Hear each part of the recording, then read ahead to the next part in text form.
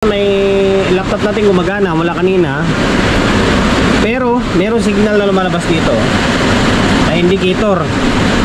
Ibig sabihin working siya, working yung circuit kasi nga may signal indicator, di ba? Yung channel 2 gumagana. Pares lang din naman sila may signal eh, oh.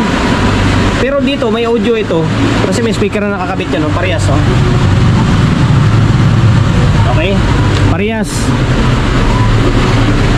Dito may audio, dito sa channel 1 wala na merong signal.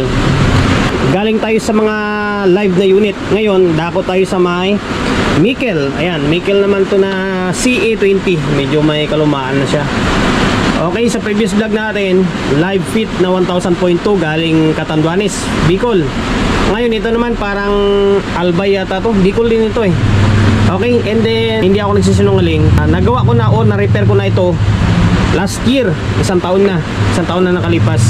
Okay, kita nyo naman, di ba? Kung ayaw nila sa serbisyo ko, dapat dinala na nila sa iba ito. Ginagamit nila ito pang sound talaga. And then, kung maalala nyo sa may previous vlog natin na yung 6 or 8 parlid na ginawa natin noong February, ito rin yung may-ari. Sa atin yung pinagawa yun, galing Bicol din. Okay, ngayon, nagka-problema rin ulit. Pero yung ginawa natin sa previous, iba naman. O, pakita ko na lang sa inyo. Ito, binuksan ko na agad. Okay, nag-bulb tayo. Ngayon,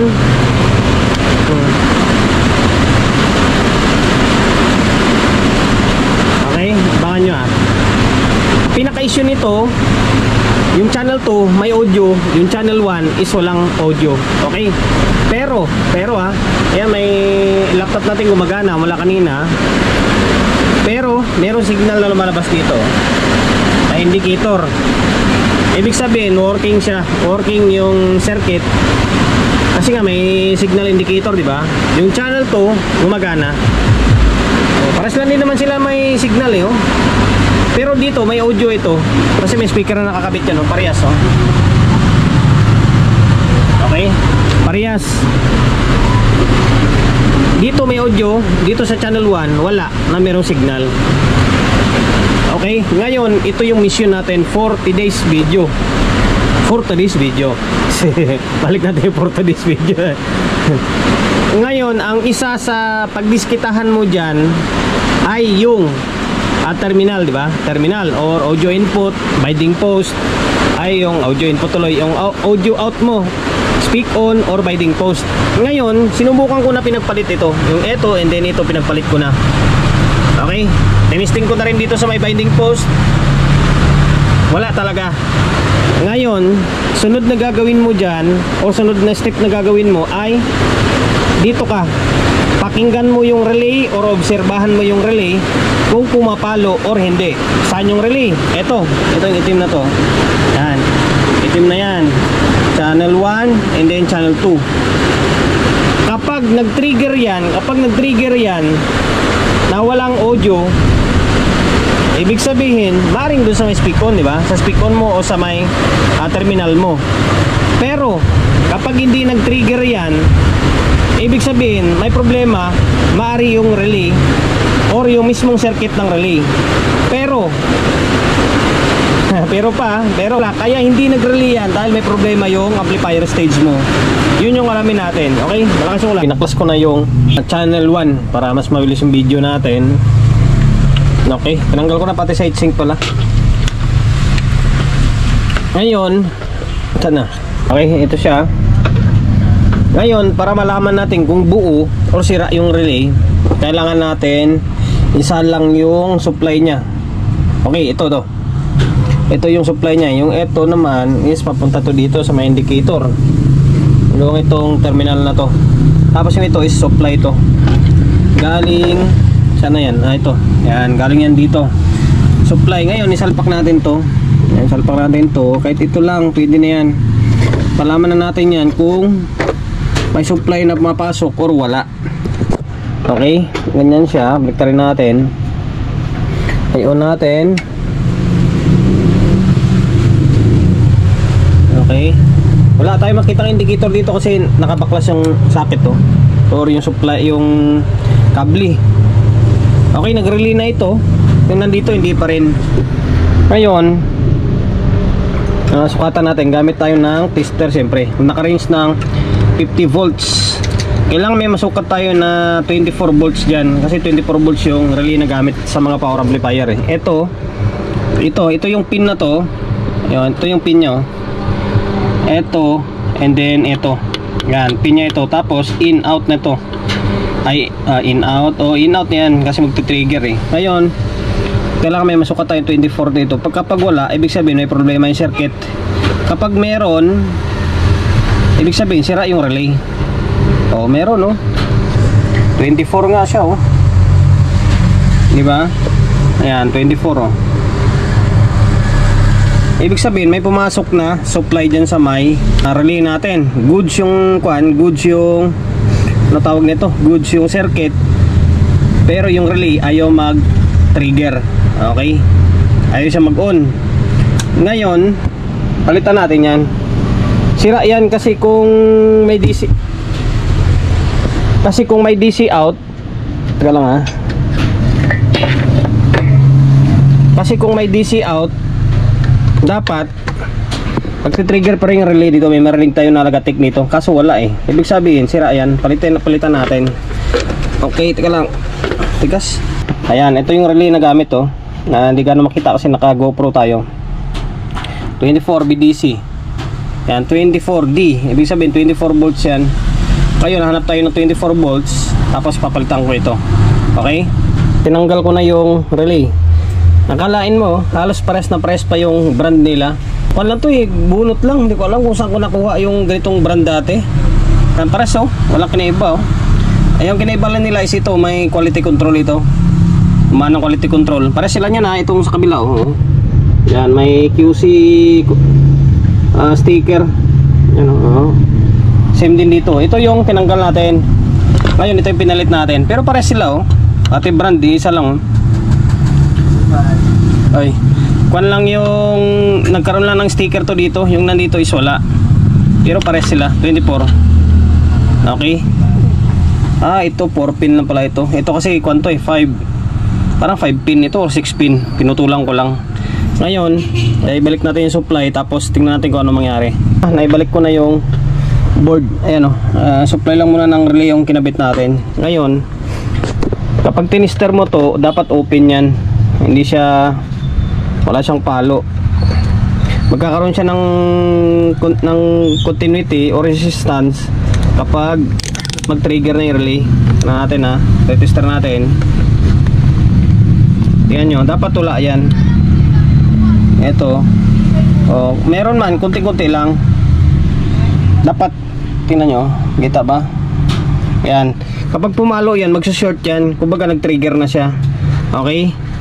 Ngayon, ulitin natin. Natin to dito. Natin kung ano mangyari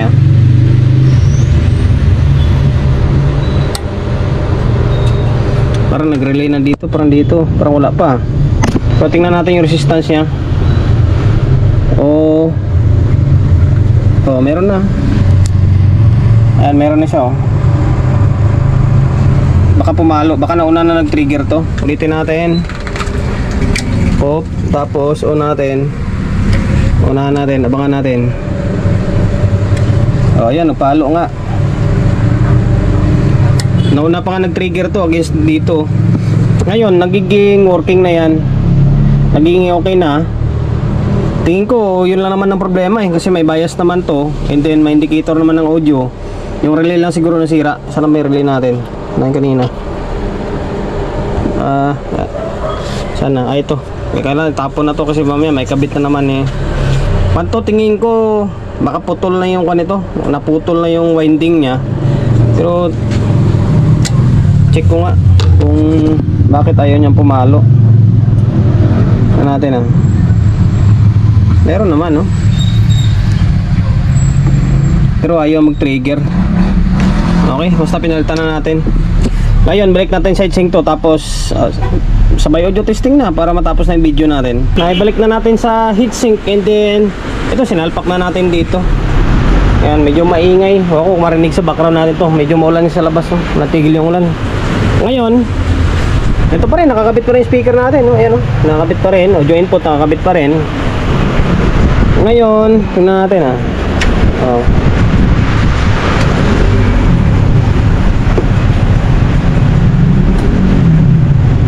Nauna na magkanto, nagti-trigger na. Kaso nauna naman. Na okay lang yan kasi iba na yung kwan eh, magkaiba na yung relay. Eh, nauna na konti yung kwan nito, palo nito against dito. Napapansin nyo, yung delay nyo. Hindi magkaparehas yung galaw ng protect nila.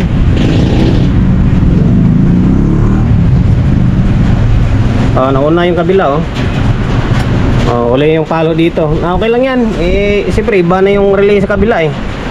Ngayon, gumagana yung kwan, gumagana yung laptop. May speaker na kakabit, may audio input. Ito, meron na, oh. Diba? Marinig nyo. Masap kasi nakakabit na speaker. Okay na.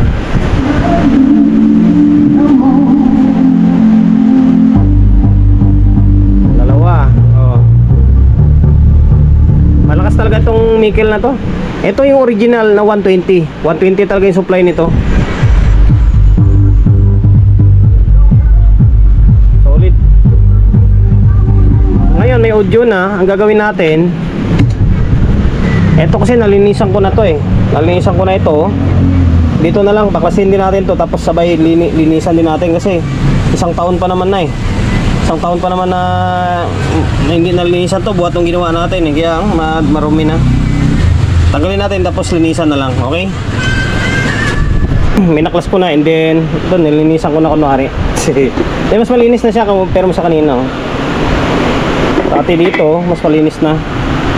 Konting compressor pa para mawala na yung mga nakakalat na agyo. Sa ngayon, okay na, balik na natin to. Ay, balik na natin.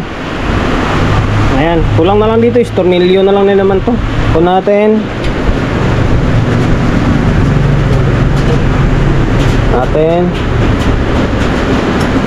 Okay, halos pantay lang din naman. Konti lang diferensya. Ngayon, nandiyan pa rin yung audio natin. Nakabit pa rin. Eh, sa laptop natin gumagana. Okay. Channel 1.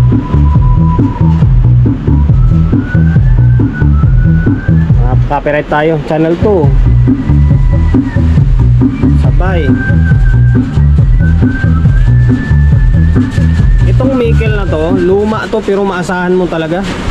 Parang dating nito parang krill eh. Tapos ang tibay din. Mira lang ako makatanggap ng ito.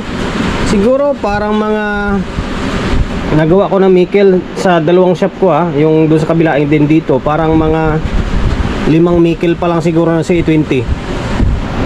Although siguro wala na ganong nagbibenta sa market nito eh.